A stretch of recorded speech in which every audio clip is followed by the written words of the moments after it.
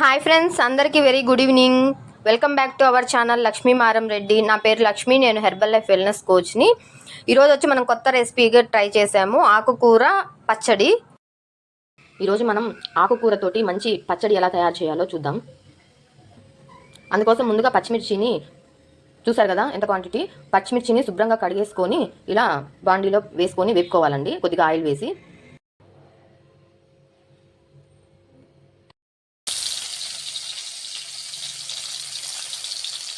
మధ్య మధ్యలో ఇలా కలుపుకుంటూ ఉండాలండి, ఎందుకంటే మనకి ఎక్కువ మంట పెడితే మాడిపోతాయి.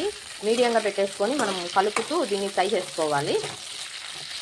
చూసారు కదా, ఇలా బాగా వేగిన తర్వాత వేరే ప్లేట్లో పెట్టుకోవాలి పక్కన.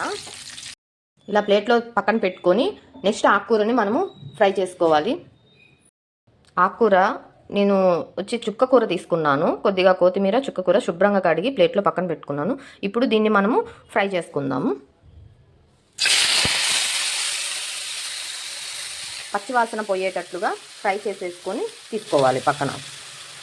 ఆకుకూర వేసి ఇలా కలుపుకోవాలి. చుక్కకూర అనేది చాలా తొందరగా ఉడుకుతుందండి,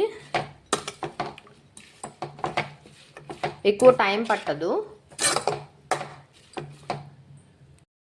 చూసారు కదా, ఇలా బాగా ఫ్రై అవ్వాలి ఆకుకూర.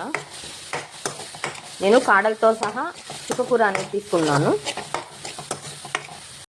ఇలా బాగా మగ్గిన ఆకుకూరని తీసి ప్లేట్లో పక్కన పెట్టుకొని నెక్స్ట్ టమోటా మనము ఉడకబెట్టుకుందాం.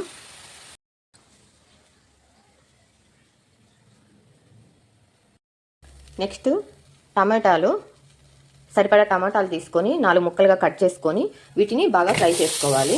లైట్గా ఆయిల్ వేసి కలుపుతూ ఉండాలి. మధ్య మధ్యలో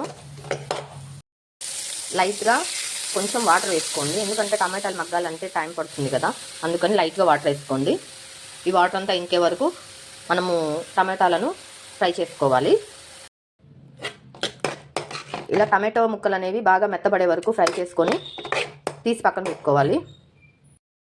చూసారు కదా, పచ్చిమిర్చి, టమోటా, చుక్కకూర మొత్తం ఇలా ఫ్రై చేసి పక్కన పెట్టుకొని వీటన్నిటినీ రోట్లో వేసి దంచితే చాలా టేస్టీగా ఉంటుంది.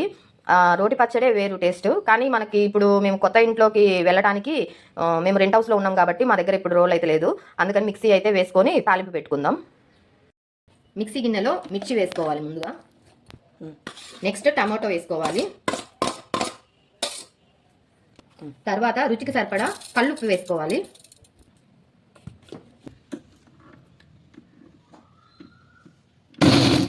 మిక్సీ అనేది మెత్తగా వేయకూడదు, కచ్చా కచ్చాగా మిక్సీ పట్టుకోవాలి. నెక్స్ట్ వచ్చి మనము చుక్కకూర వేసుకోవాలి. ఇందులోనే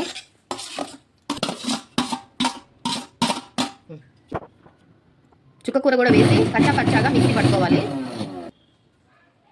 ఇంతేనండి, ఎంతో టేస్టీగా ఆకుకూర పచ్చడి ఇలా తయారు చేసుకోవచ్చు. ఎప్పుడు రొటీన్గా ఆకుకూర పప్పు ఫ్రై కాకుండా ఒకసారి ఇలా చట్నీ ట్రై చేయండి, చాలా బాగుంటుంది. దీన్ని మనము తాలింపు పెట్టుకొని టేస్ట్ చేద్దాం. కోసం మనం ముందుగా ఆయిల్ వేసుకోవాలి. నెక్స్ట్ తాలింపు గింజలు. తాలింపు గింజలు వేగిన తర్వాత కొద్దిగా కరివేపాకు, తర్వాత చిన్నులపాయలు కచ్చా పచ్చాగా దంచుకొని అందులో వేసుకోవాలి. తర్వాత ఆనియన్స్ పొడవుగా ముక్కలుగా కట్ చేసుకొని 2 నిమిషాలు ఫ్రై చేసుకొని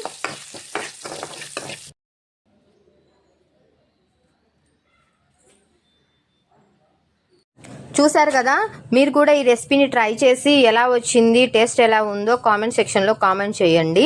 మీకు మరిన్ని వీడియోస్ కోసం please like, share and subscribe. Thank you.